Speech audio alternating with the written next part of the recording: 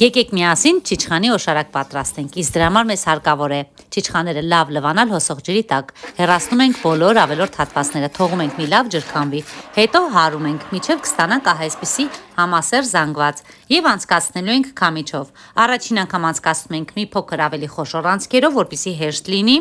եւ երկրորդ անգամ ենք անցկացնում, քանի որ առաջին անգամից այսպիսի արդյունք ենք ստանում։ Երկրորդ անգամ ել ավելի համասեր ու շատ գեղեցիկ գույնով զանգված ենք ստանում։ 1 կիլոգրամ չիչխանին ես ավելացրել եմ 2 կիլոգրամ շաքարավազ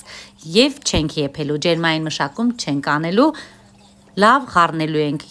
մոտավորապես 2 օր, անընդհատ խառնելով մինչև շաքարավազը լրիվ կլուծվի եւ լցնում ենք տարաների մեջ ու պահածոացնում։